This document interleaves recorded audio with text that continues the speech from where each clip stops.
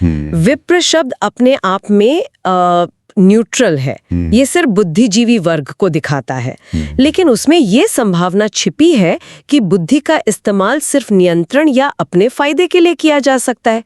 आप इसे कच्चा माल समझिए, एक बहुत तेज दिमाग जो किसी भी दिशा में जा सकता है, अच्छा भी और बुरा भी। इतिहास ऐसे उदाहरणों से भरा पड़ा है जहां बहुत बुद्धिमान लोगों ने बहुत विनाशकारी काम किए हैं। अच्छा, तो फिर एक विप्र और सद्विप्र में फर्क क्या है? ये सत यानी सच्चा या अच्छा कहाँ से आता है? ये फर्क आता है एक बहुत गहरी आध्यात्मिक प्रक्रिया से। स्रोत कहते हैं कि एक विप्र सद्विप्र तब बनता है जब वो अपनी बुद्धि को गहन साधना के जरिए पूरी तरह से बदल देता है। मतलब ट्रांसफॉर्म कर देता है? हाँ, बिल्कुल।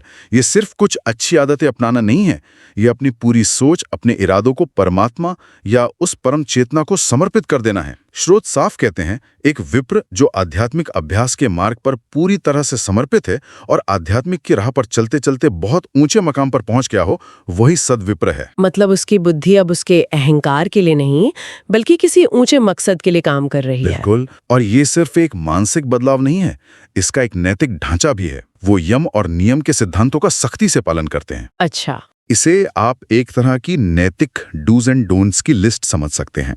सिर्फ अच्छा सोचने के बारे में नहीं, बल्कि अपने रोजमर्रा के जीवन में उसे अपनाने के बारे में।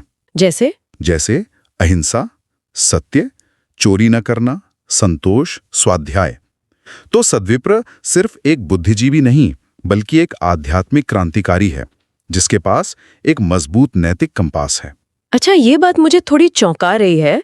हम अध्यात्म की बात कर रहे हैं और यहाँ स्रोतों में शारीरिक शक्ति पर भी उतना ही जोर दिया जा रहा है। आमतौर पर जब हम आध्यात्मिक गुरुओं या संतों के बारे में सोचते हैं तो शारीरिक मजबूती पहली चीज नहीं होती जो दिमाग में आती है। इसके पीछे क्या सोच है? ये बात मुझे भी बहुत प्रैक्टिकल और दिलचस्प लगी। स्रोत 3 तरह की शक्तियों को जरूरी बताते हैं और तीनों एक दूसरे से जुड़ी हुई हैं।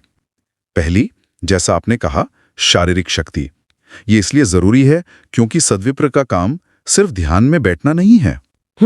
उसे समाज की सेवा के लिए अथक रूप से काम करना है, अन्याय के खिलाफ जमीन पर उतरकर कार्रवाई करनी है। अगर शरीर में दम नहीं होगा तो यह सब कैसे मुमकिन होगा? सही बात है। सिर्फ विचारों से तो दुनिया नहीं बदलती। तो दूसरी शक्ति मानसिक होगी?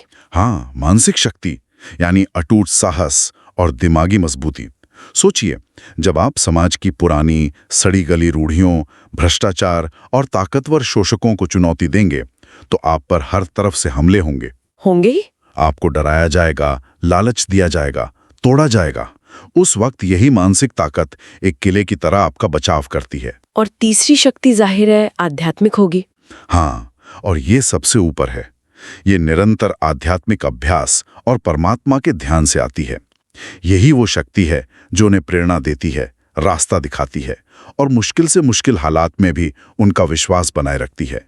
तो आप देखिए, ये तीनों मिलकर एक आध्यात्मिक योद्धा बनाते हैं। ज्ञान के बिना कर्म अंधा है और कर्म करने की शारीरिक और मानसिक ताकत के बिना ज्ञान अधूरा है।